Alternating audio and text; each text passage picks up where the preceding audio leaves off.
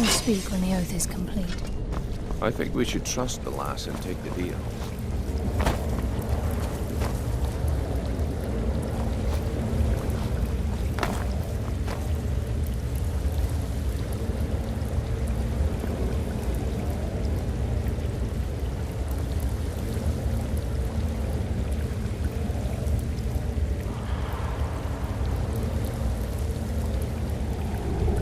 Call upon you, Lady Nocturnal, Queen of Murk, and Empress of Shadow. Hear my voice. Ah, Carlia. I was wondering when I'd hear from you again. Lose something, did we? My lady, I've come before you to throw myself upon your mercy and to accept responsibility for my failure. You're already mine, Carlia. Your terms were struck long ago.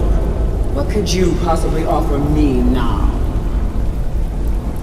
I have two others that wish to transact the oath, to serve you both in life and in death. You surprised me, Carlia. This offer is definitely weighted in my favor. My appetite for Mercer's demise exceeds my craving for wealth, Grace. Revenge. How interesting. Very well. The conditions are acceptable. You may proceed. Lady Nocturnal, we accept your terms. We dedicate ourselves to you as both your avengers and your sentinels. We will honor our agreement in this life and the next until your conditions have been met. Very well.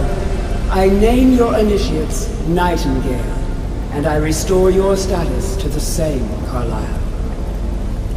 And in the future, I'd suggest you refrain from disappointing me again.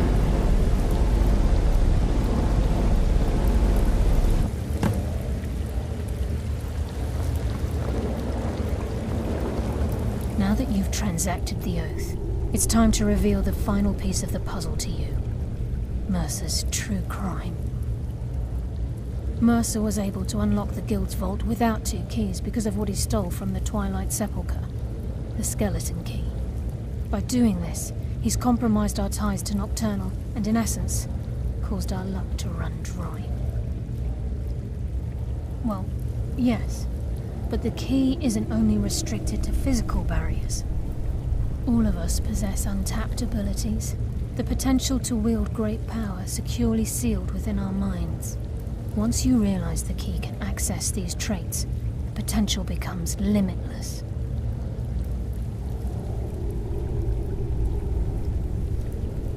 I'm afraid that's impossible. If the key isn't returned to its lock in the Twilight Sepulchre, as time passed, our luck would diminish to the point of non-existence.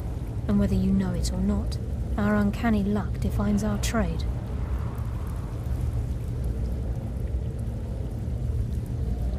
Very true. In our line of work, it's quite rare we set out to return a stolen item to its rightful owner. Before we depart, Brynjolf has some business to discuss. I suggest you listen to him. Listen, lad. There's one last piece of business we need to settle before we go after Mercer. The leadership of the Guild. Carlia and I had a long discussion before you arrived here. Thanks to your efforts, Mercer's treachery has been exposed.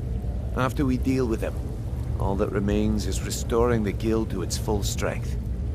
As a result, we both feel that you have the potential of replacing Mercer as leader of the Thieves' Guild. I've been at this game a long time, my friend. A long time. I've stolen trinkets from nobles and framed priests for murder. I'm good at what I do, maybe even one of the best, but it's all I know. I've never been one to lead. Never desired it, never cared for it. Don't want it.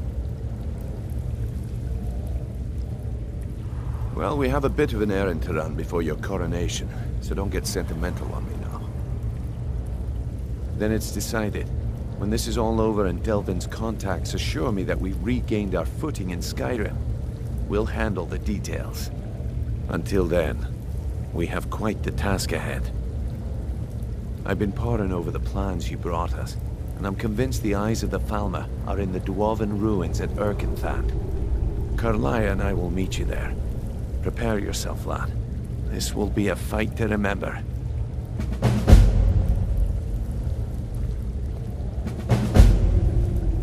Aye, and some of what Carlia said is starting to make sense. Mercer may have damaged our reputation and raided our coffers, but this goes well beyond even his twisted form of larceny. Old Delvin kept calling it a curse, and we all laughed at him. Looks like the joke's on us. If you would have asked me that yesterday, I'd have said no. But now I think our chances... Look, call me crazy if you like, but I trust Carlia. I don't think she'd lead us down a suicidal path. Besides, I'd rather die with some of Mercer's blood on my blade than spend the rest of my life regretting that I ran the other way. Until next we meet, lad.